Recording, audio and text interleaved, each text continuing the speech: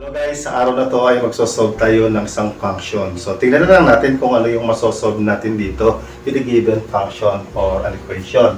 We have the given y is equals to the logarithm of x over m minus sa to the base e over r squared. So hanapin natin kung ano yung mangyayari dito pagka manipulate natin itong given problem natin na to. So dito makikita nyo na meron tayong logarithm. So, paano ba natin matatanggal yung logarithm? So, initially, meron tayong tinatawag na exponential function. Say, y is equals to b raised to x.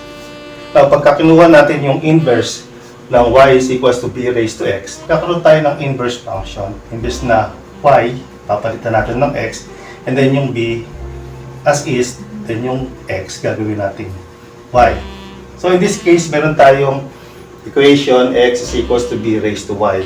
So, this is a function wherein kung hahanapin natin, isosolve natin yung y, medyo mahirap without the knowledge of logarithm. So, kailangan hanapin natin yung logarithm nito. And knowing that the definition of logarithm is merely an exponent, so we are going to solve for y. Since it is an exponent, then introduce logarithm. Yung base is b, then matitira doon yung x. So, pagka kinonvert natin into logarithm itong inverse function natin na to, x is equals to b raised to y, magiging y is equals to logarithm of x to the base b. Now, paano natin ibabalik ulit sa inverse function ito? Just simply kicking this y.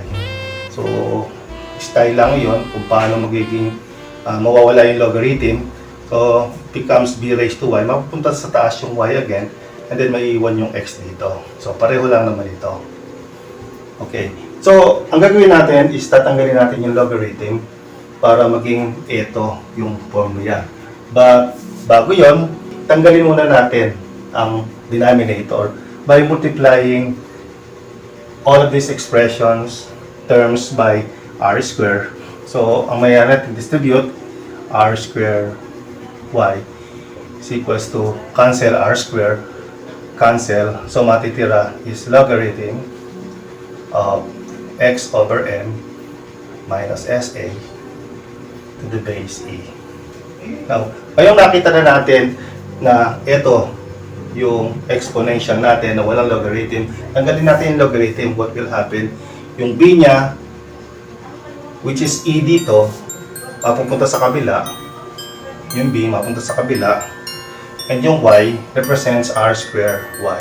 So, r square y is equals, so tanggal na yung logarithm, x over m minus sa. So, pwede na natin tanggalin yung parenthesis. Pagkatapos nito, dahil nga meron naman denominator, babalik tayo sa susunod na step. We have to remove the denominator by multiplying m.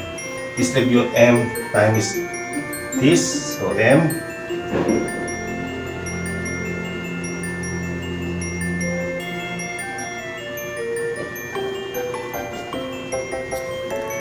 this one, x multiplied by x over m, cancel m, then it will not distribute m s a. So I want to become fancy here na yung r square is also the same as r times r. So we can say that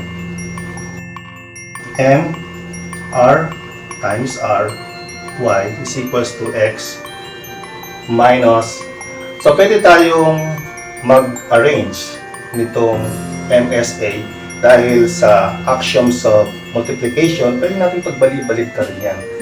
So ang gusto kong unahin dyan is m, sunod ko yung a, and yung s. So finally, this is our final answer manipulating this given.